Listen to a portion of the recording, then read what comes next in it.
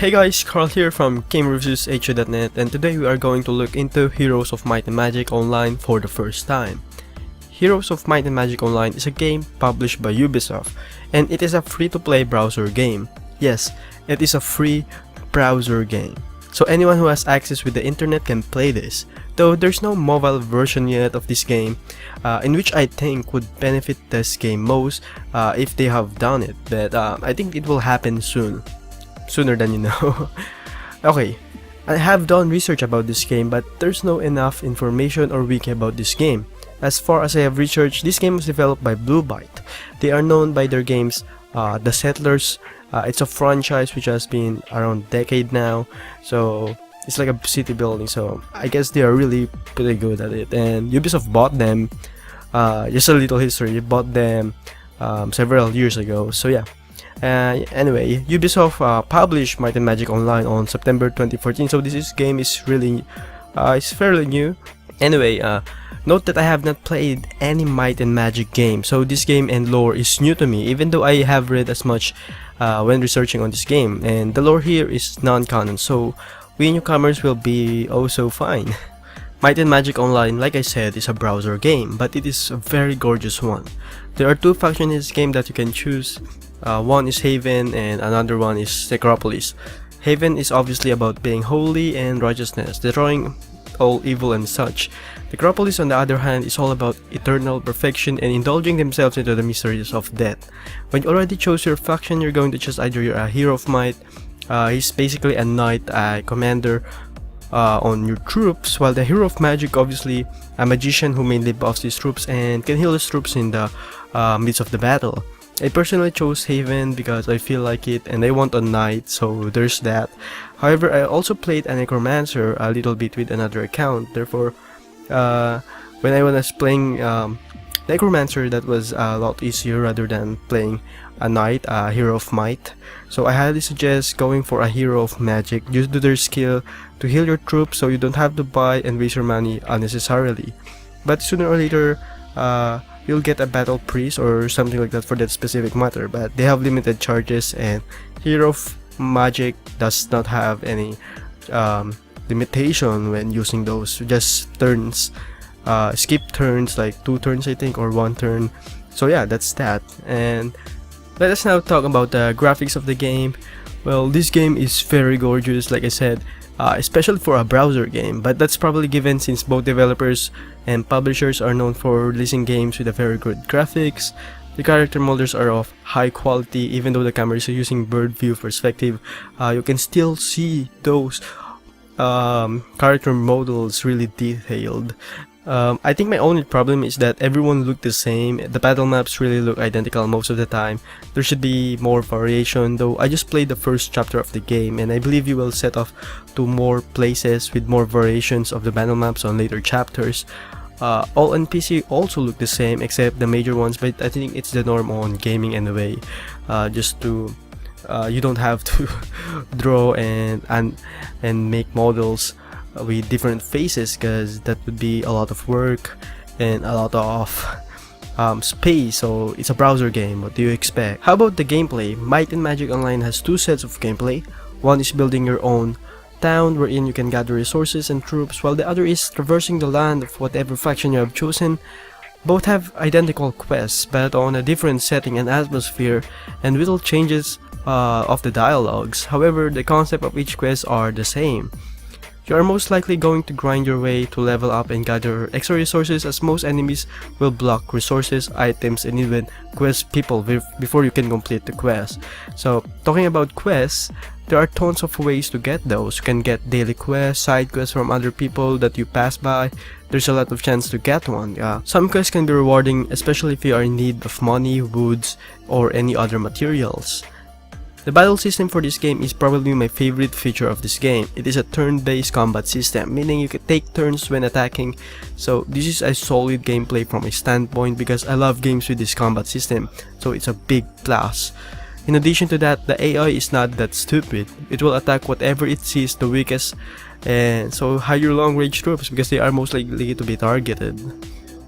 Also, there are 4 types of battles. First one is a normal battle. Usually the monsters here are the monsters that you will be dealing on a regular basis for grinding experience, or better, before gathering resources, they are guarding. The second battle is siege battle. It's a little bit different with normal battle because you use siege equipment, and the battle map also differs from a regular battle map because there are walls and archer towers that you have to destroy because they are really annoying at best, but that's how it works, and that's the main mission of the siege battle, to destroy all the towers and all their siege equipments.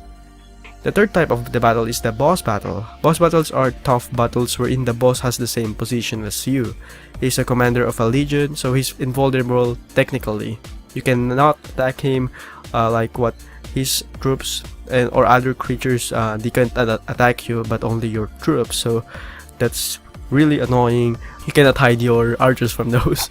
Anyway, he can attack anywhere and give buffs to his own troops just like you. You have to act fast since it is a last man standing. However, not all boss battles have a commander. On the first part of the game, you can attack the boss directly, as it is not a commander, so I think it varies depending on the quest you took. Anyway, the fourth battle is PvP battle. I have not tested it myself because matchmaking sucks or only few people do it. I have waited for 30 minutes, I still haven't found a match. Though surely it's just like any other boss battle except you are facing an enemy rather than an AI. You can also build parties, so you can ask a friend or some stranger to join you play because they will come pretty handy in battles, especially in the early part of the game.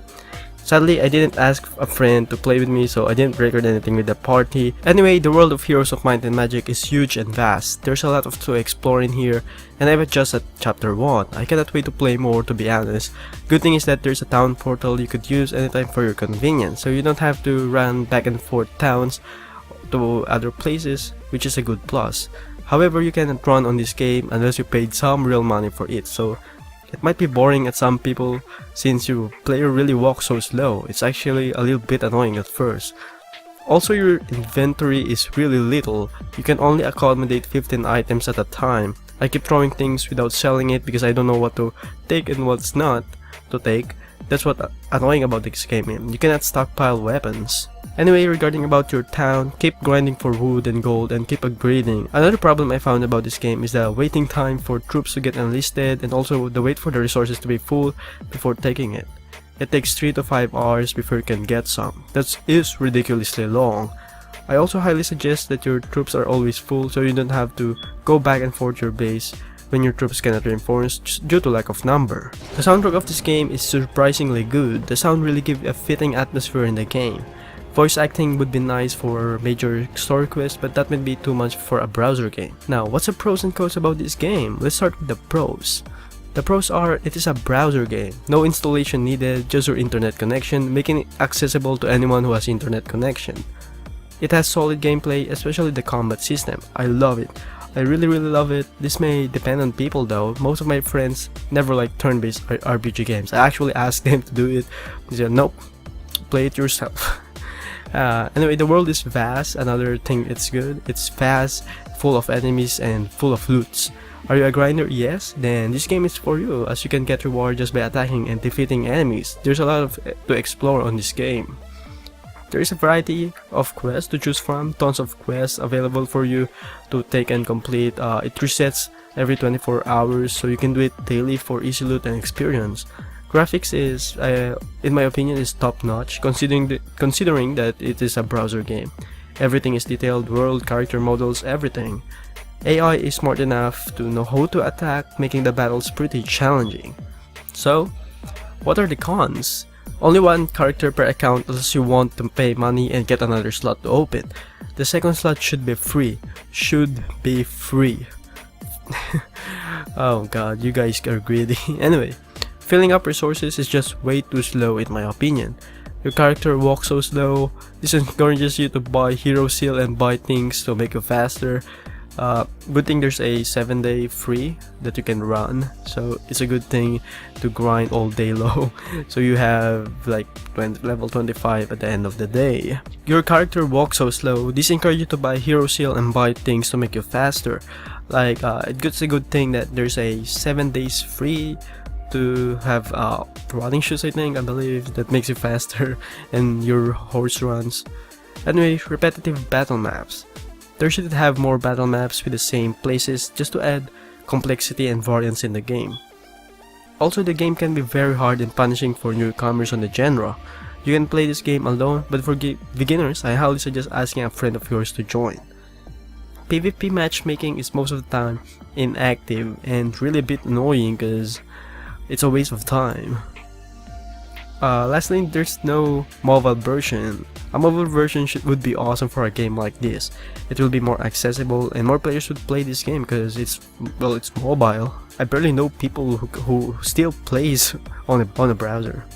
So that is Heroes of Might and Magic Online by Ubisoft, a very great game in my opinion, but a little cash grab as it silently encourages you to buy Hero Seal so you can enjoy the game more and pleasantly. This game will be loved and enjoyed by the fans of turn-based combat system. It has solid gameplay and very smart AI to deal with. I really recommend this game for those who have ample of time in their hands because this game is addictive. This is my thoughts and impression of Heroes of Might and Magic Online. Again, I am Carl from GameReviewHQ.net signing off. Bye!